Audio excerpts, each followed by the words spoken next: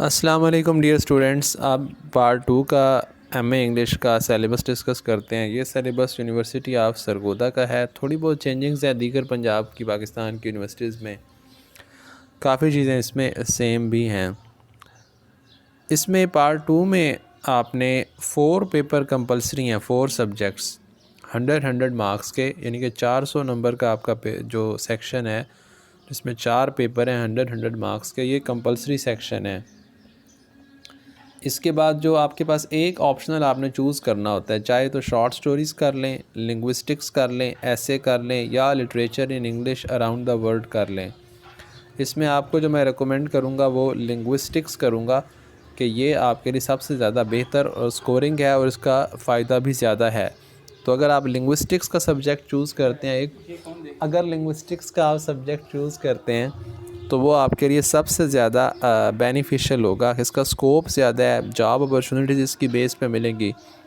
तो इन 4 ऑप्शनल्स में से आपने सिर्फ एक चूज़ करना है, ऑप्शनल में से एक चूज़ करना है 4 में से सिर्फ। और ये जो कंपलसरी पेपर हैं ये आपने 4 के 4 सब्जेक्ट चूज़ करने हैं। इसमें से फर्स्ट वन है मॉडर्न पोइट्री, इसमें टी.एस. एलियट है, एजरा पाउंड है, इसके अलावा अदर कुछ पोइट्स हैं। ड्रामा है, ड्रामा 2, फिक्शन 2 यानी कि नावल है। दैन लिटरेरी क्रिटिसिज्म है, जिसको तनकीद या अदब पर जो तनकीद क्रिटिसिज्म है, अरिस्टोटल है, अदर राइटर्स हैं। अच्छा, इनमें से 4 और इधर से एक आपने तो लिंग्विस्टिक्स को चूज़ करें आपको जॉब्स के लिहाज से, कैरियर के लिहाज से, बाकी सारा पहले लिटरेचर है। तो एक सब्जेक्ट लिंग्विस्टिक्स का पढ़ने से आपको लिंग्विस्टिक्स की भी हाउ नो हो जाएगी। तो ये आपके टोटल 5 सब्जेक्ट्स होंगे, 4 ये कंपलसरी और एक ऑप्शनल। इन चारों ऑप्शनल में से शॉर्ट स्टोरीज, लिंग्विस्टिक, ऐसे और literature in English around the world में से आपने एक चूज़ करना है।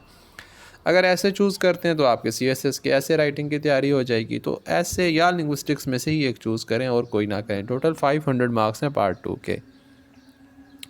पहले कंपलसरी पेपर्स को देखते हैं। उसी तरह जैसे पार्ट 1 के हवाले से डिस्कस किया था कि आप सब्जेक्ट वाइज अलग अलग गाइड बुक्स भी ले सकते हैं और आप पूरे पेपर की it is a very interesting fact कि अभी आसपास परिंदों की आवाज़ और बहुत ही खूबसूरत एक ग्राउंड है जिसमें मैं बैठा हूँ और हम डिस्कस कर रहे हैं विलियम ब्लैक को। What a beautiful coincidence. फूलों, बागों, पौधों और परिंदों की आवाज़ों में बैठ के इस वक्त मैं आपके लिए ये लेक्चर रिकॉर्ड कर रहा हूँ, ये डिस्कशन रिकॉर्ड कर रहा हूँ। पहला पेपर पार्ट 2 में पोइट्री का है। अच्छा, इस पोइट्री में रोमांटिक पोइट्स भी शामिल है और मॉडर्न भी, लेकिन पेपर का नाम मॉडर्न पोइट्री है। विलियम ब्लैक की बहुत ही इंटरेस्टिंग और आसान सी पोइम है। Songs of innocent and experience किताब में से ये 5 पोइम्स हैं, बहुत ही ईजी हैं। ये आप ज़रूर हमारे पास क्लास जब ज्वाइन करें तो इन पोइम्स का टेक्स्ट पढ़ें, वर्ड बाय वर्ड इनको पढ़ें, सिर्फ समरी पे इक्तिफा ना करें, रिलाई ना करें। Divine image, holy Thursday 1, the little black boy, the chimney sweeper, a poison tree, इनके आप टेक्स्ट पढ़ें। Then we have William Wordsworth. William Wordsworth nature के बारे में पोइट्री और बहुत ही इंटरेस्टिंग है। इसका टेक्स्ट पढ़ें तो आप इसमें घूमते चले जाएंगे, ख़ुद को गुम होता हुआ इसमें फ़ील करेंगे। द प्रील्यूड बुक 1 है सबसे पहले, दैन 10 एबे रिविजिटेड है और दैन ऑड ऑन इमोर्टैलिटी है, इमोर्टैलिटी पर कसीदा, अबदियत पर। बहुत ही इंटरेस्टिंग है ये तीनों पोइम्स और इनके व्यूज़। 10 एबे जो है आप देख भी सकते हैं नेट से इसको, ये बिल्डिंग, ये जगह जहाँ के बारे में ये पोइम है। P B. Shelley, ode to the west wind, इसका कंप्लीट टेक्स्ट अपलोड कर दिया गया, वर्ड बाय वर्ड एक्सप्लेन की गई है, वहाँ से आप इसको समझ सकते हैं। दैन द क्लाउड, क्लाउड के बारे में, hymn to intellectual beauty and to a skylark, ode to the west wind, बहुत ही इंप्रेसिव पोइम है। इसकी वोकैबुलरी टफ़ है, आपको इसका टेक्स्ट समझने के हवाले से प्रॉब्लम हो सकती है क्योंकि इसका टेक्स्ट थोड़ा कॉम्प्लिकेटेड है। एक तो इसकी वोकैबुलरी काफ़ी पहले की है। पी.बी. शैले का टाइम पीरियड कोई 3 सेंचुरीज़ बिफोर का है, तो इस वजह से भी कॉम्प्लिकेटेड हो सकता है, आपको इसका टेक्स्ट समझने में प्रॉब्लम हो सकती है। फिर उसके अलावा ये चूँकि पोइट्री है तो poetic techniques, poetic vocabulary, because poetry has a particular vocabulary, तो इस लिहाज से भी आपको समझने में टफ़ लग सकती है। बट अगर पी.बी. शैले का आप टेक्स्ट जो है वो समझ लें तो it will be very interesting for you. Poem का टेक्स्ट पढ़ के आपको अच्छी समझ आएगी। लेकिन अगर आपके पास टाइम शॉर्ट है, आप जॉब होल्डर्स हैं, और तो देन आप इसका सिर्फ इसके थीम कर लें और to west wind as a revolutionary poem कर लें। ओके, जॉन कीट्स की पोइम है, very interesting, very sad, very emotional. और to nightingale, extraordinary poem. अगर आपने शैली और कीट की पोइट्री नहीं पढ़ी तो आपने इंग्लिश लिटरेचर कुछ भी नहीं पढ़ा। और टू आटम है, एंडोमियन है, और टू नाइटिंगेल है, और ऑन द ग्रेशियन अर्न। और ऑन द ग्रेशियन अर्न की बड़ी फेमस लाइन आपने सुनी होगी, what he said actually, yes, heard melodies are sweet but those unheard are sweeter। Section 2 ये मॉडर्न पोइट्स हैं बेसिकली। टी.एस. एलियट है, W.B. यीट्स है, फिलिप लार्किन है। टी.एस. एलियट की वेस्ट दैन अखीर इम्प्रेसिव पोइम, मॉडर्न एपिक भी इसको कहते हैं, long poem about the death and barrenness of modern culture. दौर जदीद की तबाहाली का मरसिया खींचा जदीद तहज़ीब का। टी.एस. एलियट ने उसी दौर में इंग्लैंड में वहाँ बैठ के, जिस दौर में हमारे यहाँ इकबाल बर सग़ीर में जदीद तहज़ीब पर तनकीद कर रहे थे, same time period, same issues almost. Love song of J Alfred Prufrock एक छोटी सी इंटरेस्टिंग पोइम है। W.B. यीट्स की ये 4 पोइम्स हैं, white swans at Coole, when you are old, no second try, the second coming. छोटी छोटी interesting poems हैं, इनका भी टेक्स्ट पढ़ा जा सकता है। फिलिप लार्किन की मिस्टर ब्लेनी चर्च गोइंग एम्बुलेंस इन 1914, जो फर्स्ट वर्ल्ड वार का स्टार्टिंग ईयर था, पहले जंग अजीम इस साल शुरू हुई थी, उसके बारे में पोएम है। तो ये पोइट्री का सेक्शन, तो आप कोशिश करें सारा टेक्स्ट पढ़ें, समरियाँ और सिर्फ क्वेश्चंस पर ना रिलाई करें। Poems very interesting, learn a lot of things. वैसे भी किसी भी लैंग्वेज की जो पोइट्री होती है वो बेस्ट रिप्रेजेंटेटिव होती है उस लैंग्वेज का, क्योंकि पोइट्री किसी भी लैंग्वेज की खूबसूरत शक्ल में लिखी जाती है। लैंग्वेज की ब्यूटीफाइड और डिग्निफाइड फॉर्म होती है पोइट्री। पोइट्री के बाद दूसरा पेपर आपका ड्रामा का है। 5 ड्रामे हैं। हेनरिक इब्सन का हेडा गैबलर है। बाज़ जगह आपने रेगुलर स्टूडेंट हैं तो कहीं इसका वाइल्ड डक पढ़ाया जाता है, कहीं इसका डॉल्स हाउस पढ़ाया जाता है। Henrik Ibsen Norwegian playwright है, also said to be father of modern drama. G B. Shaw, arms and the man, very interesting, war है शायद, इसमें वर्ल्ड वॉर का शायद सीन है। सैमुअल बेकेट का वेटिंग फॉर गोडो, निहिलिज्म और meaninglessness पे, एग्जिस्टेंशलिज्म पे कमाल किस्म का प्ले है। मॉडर्न ड्रामा की अखीर है वेटिंग फॉर गोडो। कुछ भी नहीं होता इस ड्रामे में, लोग खड़े रहते हैं, एक्शन आगे नहीं बढ़ता, और उसका थीम ही यही है, कुछ ना होना, बेमकसदियत, मीनिंगलेसनेस।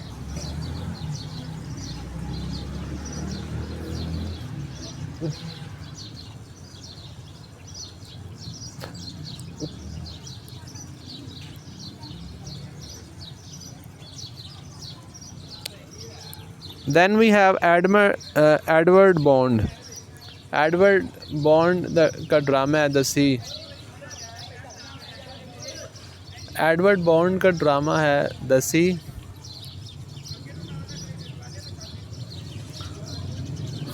देन इसके बाद है हमारे पास नेक्स्ट जो ड्रामा है वो है एडवर्ड बॉन्ड का द सी और एंटन शिकोफ का cherry orchard. Cherry orchard Russian revolution और रशिया के उतार चढ़ाव और वहाँ के फ्यूडल सिस्टम और चेंजिंग्स के हवाले से बड़ा इम्पोर्टेंट है। एंटन शिकोफ का ये जो प्ले है चेरी ऑर्चर्ड, उनका पूरा वो घर बाग बिक जाता है और किस तरह से वहाँ पे एक्सप्लॉयटेशन और क्या क्या होता है, वेरी इंटरेस्टिंग। 5 प्लेज़ हैं। इन ड्रामों की स्टोरी ज़रूर पढ़ें, करैक्टर्स पढ़ें, इंपॉर्टेंट थीम्स और लॉन्ग क्वेश्चंस को एक नज़र देख लें। जो आप में से इंटरेस्ट रखते हैं वो Henrik Ibsen, G B. Shaw, Beckett का प्ले ज़रूर पढ़ें। ड्रामा के बाद जो आपका नेक्स्ट पेपर है वो है नावल का, जोसेफ कॉनरेड का हार्ट ऑफ डार्कनेस। ये पोस्ट कॉलोनियल पर्सपेक्टिव और कॉलोनियलिज़म के पॉइंट ऑफ व्यू से अगर देखें तो कैसे इसने अफ्रीकन को डार्क सोसाइटी दिखाया है, वहाँ के अबशी ब्लैक फॉर्म पीपल को, कांगो रिवर के लोगों को, वहाँ की तहों में रहने वालों को एक वहशी के तौर पे दिखाया है और नक्शा खींचा है उसका। D.H. लॉरेंस का सन्स एंड लवर्स प्ले है, नावल है। दैन वर्जीनिया वुल्फ का to the lighthouse. To the lighthouse आप खुद नहीं समझ सकते, एक टीचर की बहुत ज़रूरत है क्योंकि इसमें स्ट्रीम ऑफ कॉन्शियसनेस टेक्निक है। उस पॉइंट ऑफ व्यू से इसको समझना, कैसे स्टोरी आगे आगे मूव कर रही है, क्या चेंजिंग्स आ रही हैं, it's very important. Then Chinua Achebe का ये है थिंग्स फॉल अपार्ट, चीज़ों का बिखरना।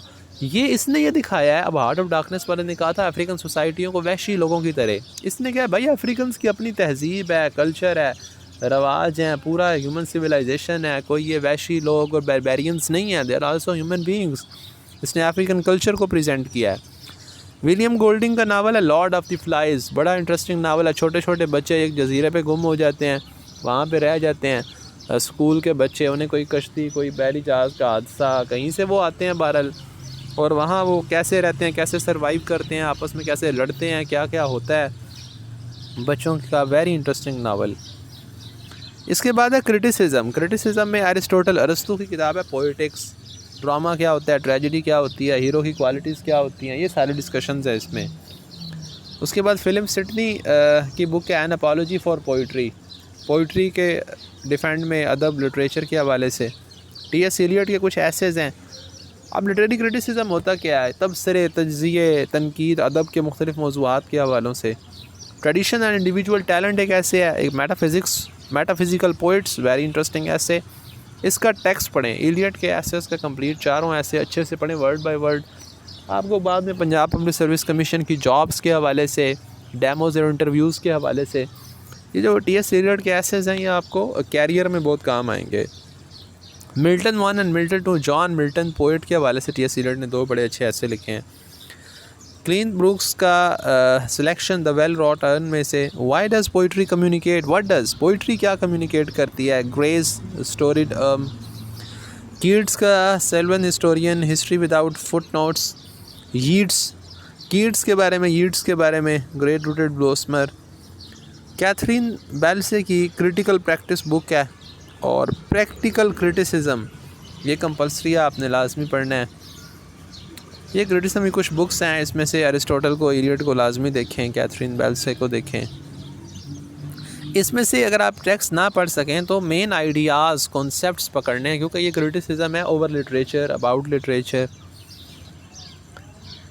ये 4 पेपर कंप्लीट हुए, कौन कौन से, ड्रामा, नावल, पोइट्री, क्रिटिसिज्म। 5वां ऑप्शनल है। ऑप्शनल में से आपने चूज़ करना है लिंग्विस्टिक्स को, इस पे आ जाते हैं। इसके लिए एक बुक है जॉर्ज यूल की, एन इंट्रोडक्शन टू लिंग्विस्टिक्स, वो ले लें, या कोई भी गाइड बुक ले लें, या आप हमारे पास एकेडमी ज्वाइन करें और ये कॉन्सेप्ट्स लेक्चर वाइज पढ़ लें। ये 17 टॉपिक हैं, आलमोस्ट 1 मंथ में आपकी इस पेपर की अच्छी तैयारी हो सकती है। 26 लेक्चर 1 मंथ में अगर आप अटेंड करें संडे निकाल के। तो what is language, characteristics of human language, origin of language, universal tripods, functions of language, what is linguistics as a science, branches of linguistics है, some major linguistic concepts हैं, levels of linguistics हैं, phonetics and phonology है, morphology है, syntax है, semantic pragmatics, ये branches हैं, phonetics, phonology, morphology, syntax, ये linguistics की branches हैं। स्टार्ट में बिल्कुल बेसिक और जनरल से टॉपिक हैं, फिर सोशियो लिंग्विस्टिक्स और साइको लिंग्विस्टिक्स क्या है, सीमेंटिक और प्रैग्मेटिक्स क्या है, स्टाइलिस्टिक्स क्या है, then linguistic schools of thoughts, different groups like Prague school of thought है, other linguists हैं। So in linguistics you have variety of subjects to deal with, but it is very interesting subject, बहुत easy, बहुत आसान, interesting, practical, scientific subject है linguistics, which is said to be scientific study of a language। सबसे बड़ी चीज़ ये है कि इसमें आपको आपके कैरियर के हवाले से सपोर्ट मिलेगी, नॉलेज मिलेगा। And linguistics is most advance subject. Literature, अब ज़माना गुजर चुका है लिटरेचर का। So there are very few people who study and teach literature or write literature even, but linguistics is a very modern phenomena. It's advanced subjects that you should consult. I hope so. It was I gave you well guidance about the subject. For more guidance, for past papers, for important questions, and for really understanding all this knowledge, you must join Imad Online Academy. Thanks for watching. Take care. Punjab university का syllabus भी जैसे ही next time ऐसे ही किसी खूबसूरत से बाग में परिंदों और फूलों के दरमियान बैठ के टाइम मिलेगा तो मैं पंजाब यूनिवर्सिटी का सिलेबस भी अपलोड कर दूंगा। Thanks for watching. अपना फ़ीडबैक कमेंट सेक्शन में ज़रूर दीजिएगा। अल्लाह हाफ़िज़।